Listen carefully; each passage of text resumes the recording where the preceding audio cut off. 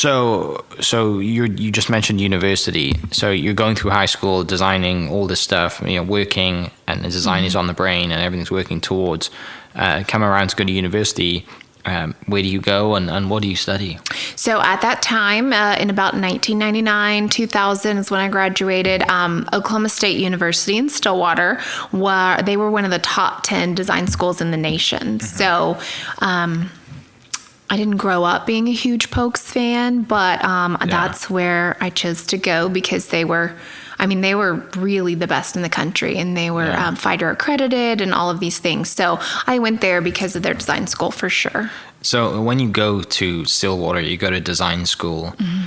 For those people who aren't aware, what is it? What is design school? What's it like? What's day to day like? We just like fluff pillows. And talk about paint codes, and that's it, right? Like, totally. What do you do all day? So you start in a drafting class. Okay. You really start from the basics. So you take art classes. You study historic art, current art. You take actual art classes where you're doing art. Mm-hmm. I took tons of drafting classes, drawing classes. Lots of people don't expect this, but a lot of science classes. So a lot of textile. Studying fibers and. The chemistry of all of that. Lots of math. Math is so vital. Yeah. I use geometry and algebra on a daily basis all day long. So those things aren't, you don't really think of that being. I never would have thought that you said that. Math would have been a big thing. Math is a huge thing. I'm calculating things, square footages or cubic footages or lighting. I took actual classes just to study how to illuminate a room and how the shadows would work and the casting and how to off balance that. Shading of purposefully doing that or purposefully lighting up art or whatever. Art history, I mentioned that. Furniture history, we took classes that so we could study where the roots of furniture came from and the design and the designers in history, before design was really a true thing, but there was still Charles Eastlake and a lot of historic people that put themselves on the map. And you dive into ergonomics and the whole all the rest of it that goes ergonomics, totally. I'm trying to think what all the courses were.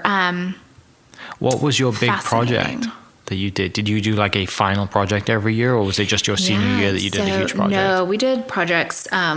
We had big projects a lot. So we would typically do one per course per semester.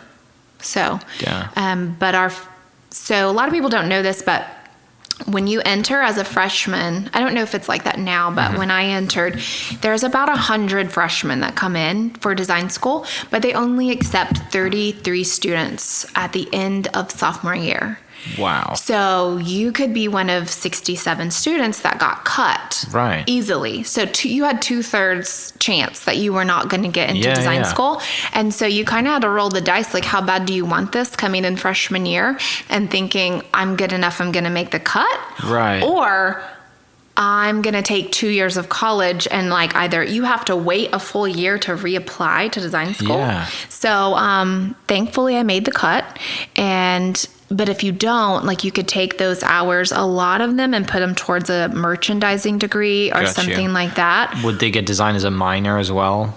I don't really think that was an option. You didn't have to worry about it. Yeah, I don't really think, I had a roommate that didn't make design school, and she minored in, or she just switched her major to merchandising. Gotcha. So a lot of people it's a very difficult program. Yeah, I didn't know that.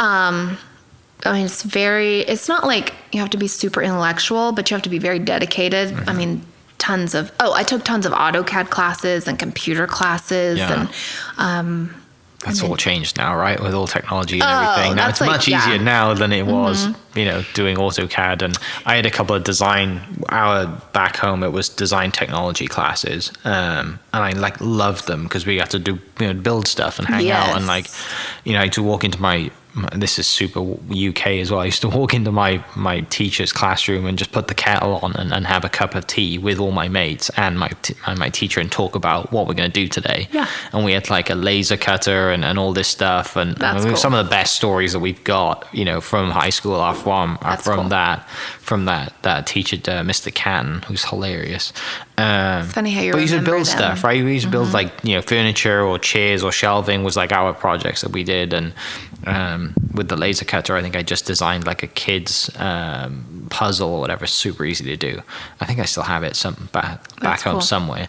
Probably looks terrible. But at the time, I thought it was sure the it's coolest thing fabulous. ever, right? It was like a tractor. Yeah. In high school, in high school, I had a wood shop class and I built a headboard and I loved that. Right. One day There's I some hope pride to- you get in there from Yeah. making something new. Like I've made this with my own hands. Yeah. And it's smooth and Gives you an spend hours on it. appreciation And for things. when someone gives you a file, right, and you're like, this is perfect because I spent hours filing it. It definitely gives you a certain sense of appreciation. Yes. So back to school, then you make the cut, and then like I'm clearly good at this now because I've made the cut and I passed on.